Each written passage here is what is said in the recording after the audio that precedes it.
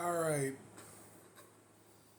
So, since this is going on TikTok and YouTube, I feel like I should specify those on TikTok that are seeing this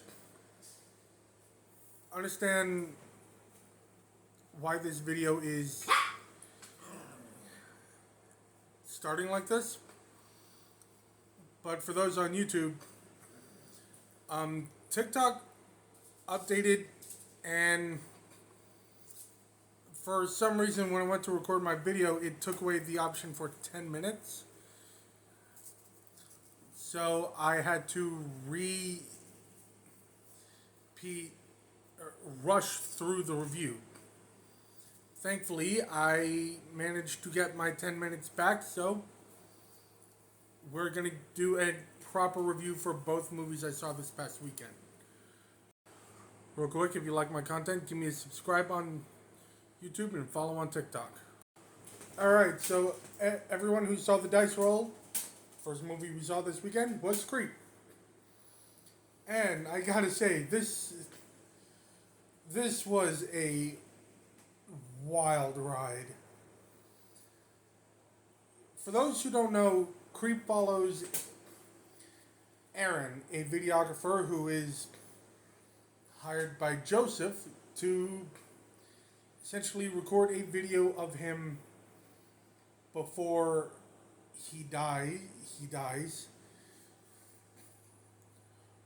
for his baby. And yeah, Joseph he goes from straight up weird to downright unhinged as the movie goes on. And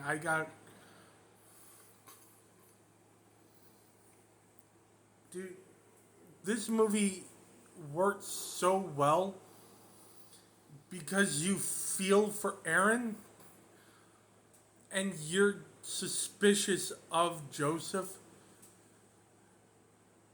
after a couple minutes. However, the way this movie is shot is more than just a standard found footage movie. It genuinely builds up the crazy of Joseph in a way that makes you concerned for your safety along with Aaron's.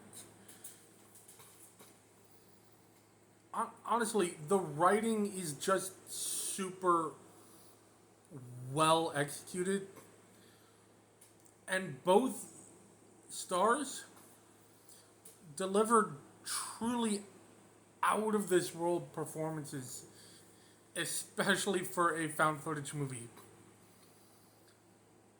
I'm gonna be honest, had this movie come out a little earlier, it likely would have succeeded better. But I honestly don't think it could have.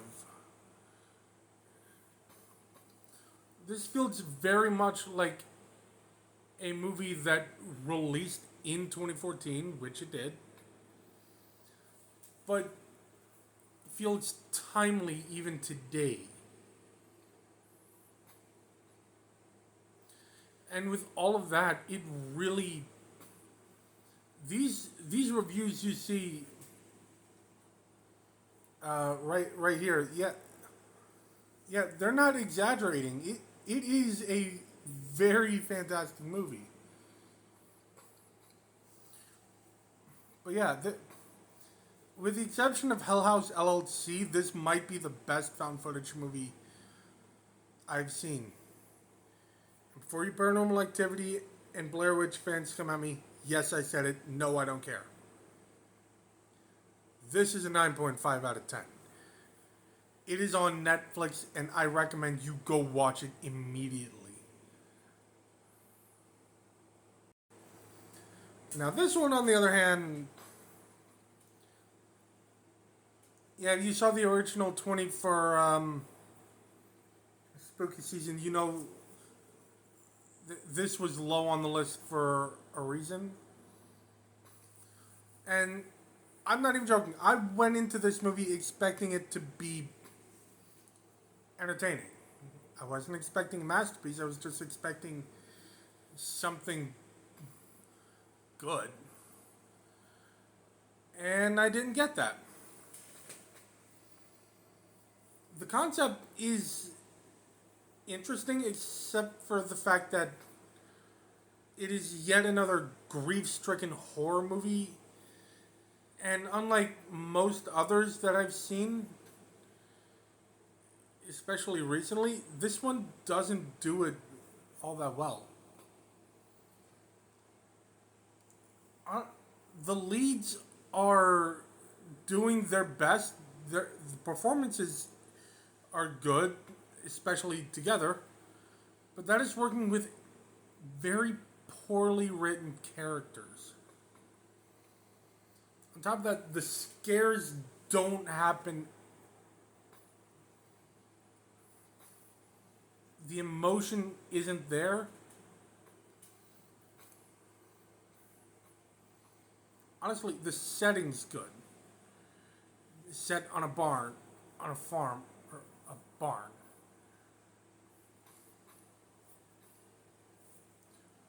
The setting's good, the lead actors are good, but that's it.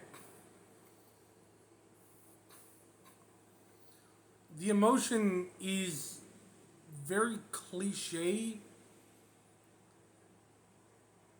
The scares don't happen, especially when titular woman is right at the house or even in it. And frankly, the editing and pacing are probably this movie's biggest offenders. The editing is all off, especially towards the end. And yet the pacing. This movie moves way too slowly to be a compelling horror film, and this comes from someone that likes a slow burn horror film.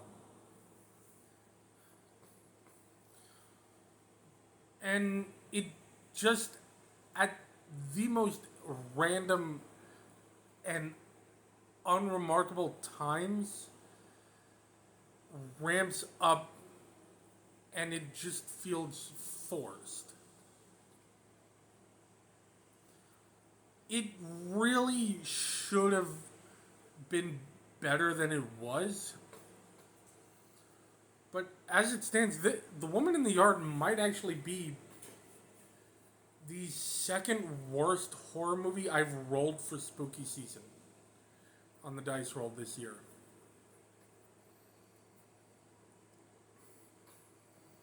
It, don't get me wrong, it's still better than Death Note. That movie was ass. But this one just felt like nothing was happening.